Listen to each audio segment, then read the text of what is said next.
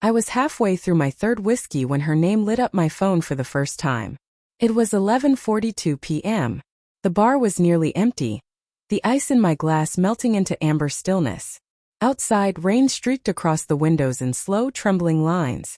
Inside, my reflection looked like a man unraveling, shirt half-tucked, eyes tired, phone buzzing again. Second call. By the 5th call, I let it ring. By the 10th, I silenced it. By the 23rd, I answered. Her voice cracked through the speaker.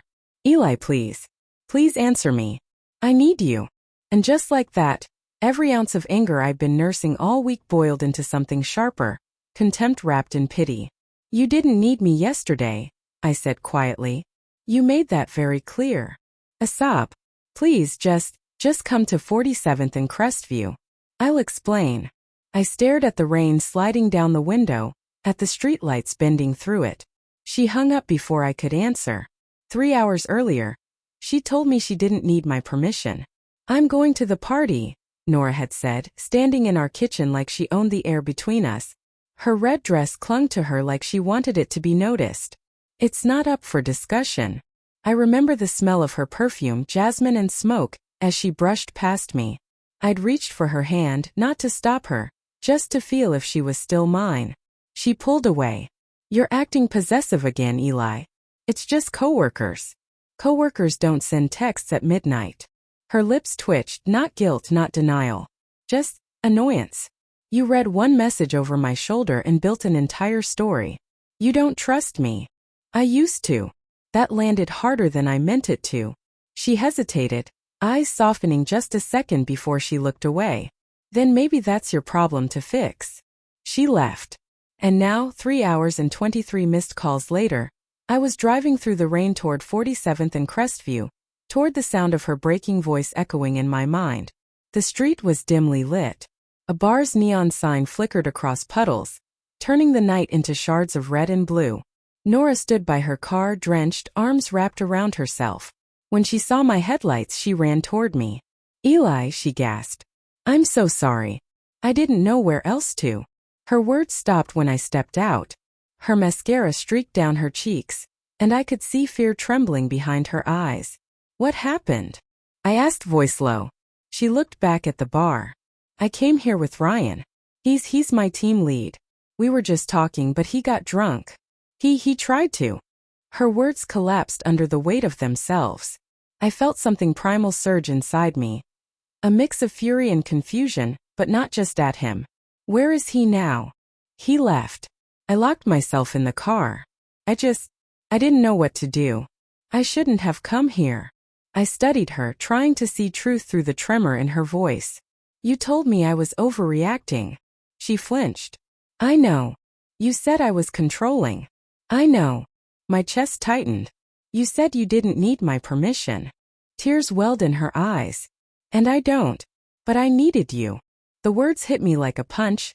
Honest, desperate, manipulative all at once. I looked at her shaking hands. Nora, if you didn't do anything wrong, why call me 23 times? Her lips parted, but nothing came out. Her silence was louder than any confession. We drove home in silence. The car smelled faintly of her perfume. The same jasmine and smoke that used to make me want to bury my face in her neck and forget the world. Now it made my stomach twist. Her phone lit up twice on the ride back. Ryan. The name burned into my peripheral vision like a wound I couldn't stop looking at. Don't, she whispered, catching me staring. Don't what? Don't look at me like that. I didn't do anything. I forced a breath through clenched teeth. Then answer it. She turned her face to the window. I can't. That was enough. At home, she went straight to the bathroom. I heard the water run, the soft thud of her heels hitting the floor. I stood in the hallway, watching the sliver of light under the door, feeling like a ghost haunting my own life. Her phone buzzed again. This time I picked it up. A message blinked on the lock screen. Ryan. I didn't mean to say it in front of him. Please just delete the video. My hands went cold. Video. Before I could think, I opened the messages. The preview showed a thumbnail, blurred figures, dim light, her red dress, a familiar kitchen counter. Our kitchen. My vision narrowed. I could barely breathe. My thumb hovered over play, but I stopped. Not because I didn't want to see. because I already knew.